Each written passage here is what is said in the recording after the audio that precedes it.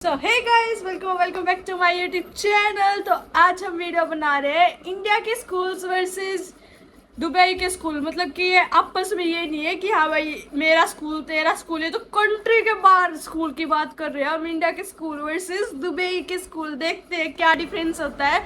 All video credit goes to Tech Unique. So let's start the video. आपने ऐसा school देखा है जहाँ मछलियाँ भी पढ़ने जा सकती हैं, और जैसे इंडिया में ये हमें बोरिंग शार्पनर्स मिलते हैं, ये बाहर के देशों में कोई स्मार्टफोन से कम नहीं। भाई 3 गिनने तक आपको पता ही है क्या करना है। हाँ गाइस, याद थैंक यू याद दिलवाने के लिए।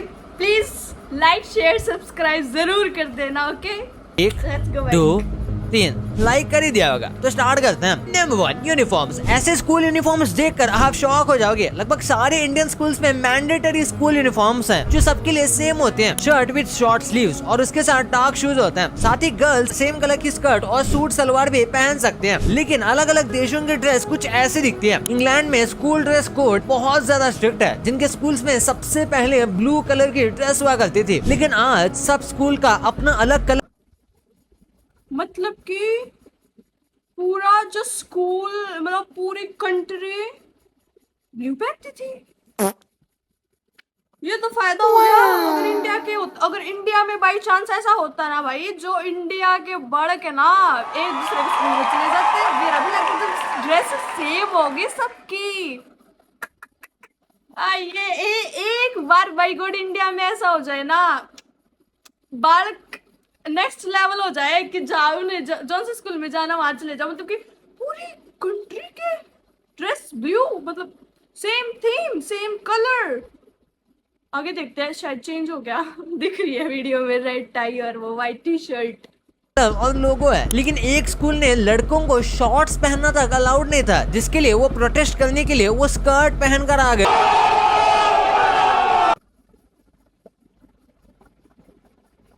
लेजेंड रिवेंज थे इंडोनेशिया। इस लिस्ट में सबसे कलरफुल यूनिफॉर्म इंडोनेशिया की है। जैसे जैसे आपकी क्लास ऊपर बहते रहती है, वैसे वैसे आपके ड्रेस के कलर्स कम होते रहते हैं।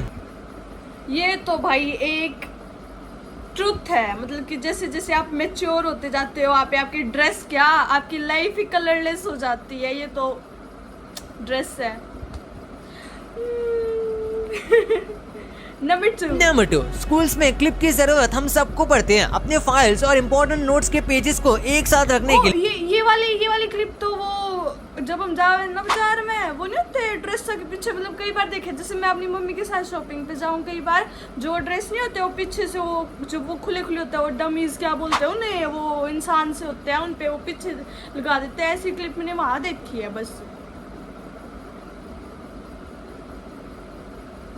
लेकिन आपने सिर्फ ये बोरिंग राउंड पेपर क्लिप ही देखा होगा। लेकिन जैसा कि आप सब जानते हो, जापान 2050 में जी रहा है। वहाँ पर एनिमल की शेप के क्लिप्स मिलते हैं, और ये कई शेप्स में अवेलेबल है, जैसे penguin, crocodile, pig, dog, squirrel, cat और रैबिट, जिन्हें आप अलग अलग चीजों के लिए अलग अलग एनिमल यूज कर सकते हो। पर आपको सिर्फ क्लिप देखकर ही पता चल जाएगा कि कौन वैसे क्रिएटिव है। पर लेकिन मतलब ये नहीं है कि वाओ, मतलब कि ऐसा तो शायद इंडिया में भी मिल जाएगा। इफ यू विल फाइंड, तो इंडिया में मुझे पक्का यकीन है मिल जाएगा। I am damn sure.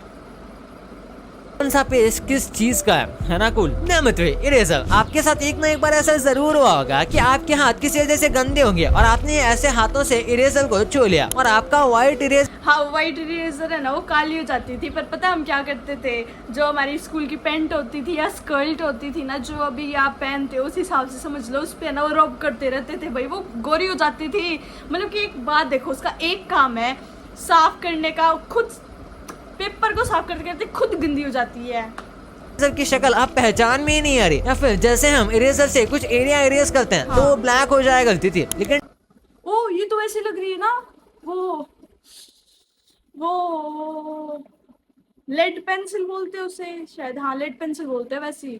Tom boy की ये स्पेशल इरेजर चमत्कार से कम नहीं। टॉम बॉय की शुरुआत 1913 में भी थी, जो अपने हाई क्वालिटी पेन मार्कर और स्टेशनरी के लिए जाना जाता था। टॉम बॉय वैसे तो बहुत तरह की इरेजर बनाता है, लेकिन ये इरेजर सबसे पॉपुलर है, क्योंकि इसे मेस फ्री डिजाइन किया गया है, और इसकी डस्ट एक साथ चिपक जाती है और रोल्स में निकलती है। इतना ही नहीं, इसका ब्लैक कलर इसको सबसे, मतलब कि भाई देखो मार्केटिंग स्ट्रेटजी देखो, मतलब कि काली रेजर कर दी, मतलब कि और सारी बात छोड़ ले, तू काली हो के देख। यूनिक लुक देता है जो इसे साफ रखता है। नंबर 4, क्या आपको वो लास्ट मोमेंट की ड्राइंग चिपकाना याद है जिसमें इधर उधर से ग्लू मांगकर अपने ड्राइंग या कुछ ऐसी चीजों को आप चिपकाया करते थे? और जैसा कि आप सब जानते होंगे, इंडिया में सबसे ज्यादा फेविकॉल और ग्लू स्टिक या फेवी स्टिक है जो आपकी लिपस्टिक की तरह काम करती है, लेकिन जापान में ग्लू एक पेन की तरह आता है जो कुछ इस तरह दिखता है। नंबर 5, ये चीज देखकर आप भी शॉक हो जाओगे और सोचोगे कि ये मेरे पास स्कूल में क्यों नहीं था, क्योंकि इंडियन स्कूल्स में हम ज्यादातर अपनी नोटबुक को बेंच पर रखते हैं, हाथ में लेकर नोट्स लिखते हैं, जो कभी कभी इरिटेटिंग हो जाता है क्योंकि कभी स्पेस कम होने की वजह से लिखा नहीं जाता। लेकिन ये करिश्मा आपकी सारी प्रॉब्लम दूर कर देगा, क्योंकि ये है एक नोटबुक स्टैंड जिसमें आप अपनी बुक्स को रखकर पढ़ सकते हो, नोट्स ले सकते हो और ये दिखने में काफी कूल भी लगता है। नंबर 7, एक मैथ स्टूडेंट से ज्यादा कैलकुलेटर की अहमियत कोई नहीं समझ सकता। इंडिया के कैलकुलेटर कुछ इस तरीके के दिखते हैं ब्लैक कलर में, लेकिन जर्मनी का ये कैलकुलेटर व्हाइट कलर में भी मस्त लग रहा है। Wow. Number 8, Gutenberg paper glue gaming stick. Glue stick तो मैंने आपको काफी दिखा दी, लेकिन इस ग्लू जैसी ग्लू आपने कभी नहीं देखी होगी, क्योंकि जर्मनी की एक कंपनी गुटेनबर्ग ऐसी ग्लू बनाती है जिसमें सबसे सुंदर ग्लू है और सबसे ज्यादा लाइट ड्यूटी पेपर पर यूज करने का ये रेकमेंड देखी तो है, मतलब कि इस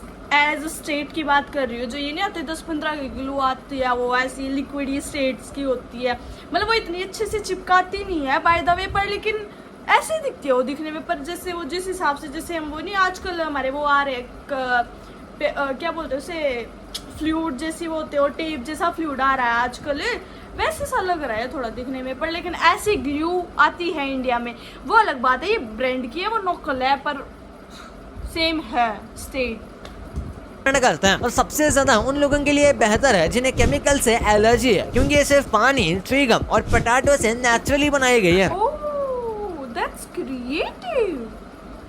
ये पोटैटो वगैरह से बनाई गई है, ये बात अच्छी लगी, पर मुझे नहीं पता ये लोकल वाली जो ग्लू आती है वो किससे बनाई गई है। पर हाँ, इसकी जैसे वो स्टेट थी ना, वो लिक्विडी सी, मतलब कि जैसे एक तो वाइट ग्लू आती है और एक ये वाली जो आपने वीडियो में देखी, ऐसी ग्लू आती है, वही घर में भी पा जाएगी शायद हमारे।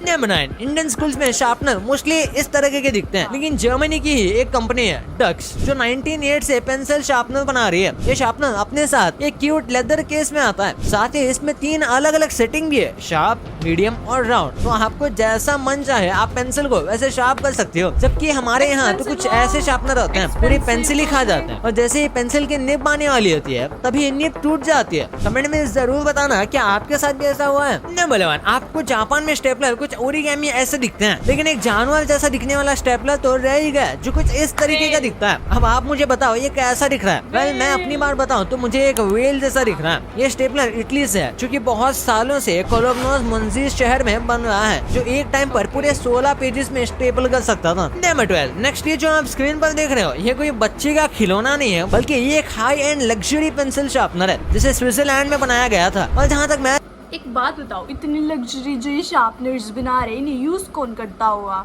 भाई? हमारे घर में तो एक शार्पनर आ जाए अगले दिन तो खो जाए, और ये इतने लग्जरी शार्पनर्स यूज कर रहे हैं। लाइक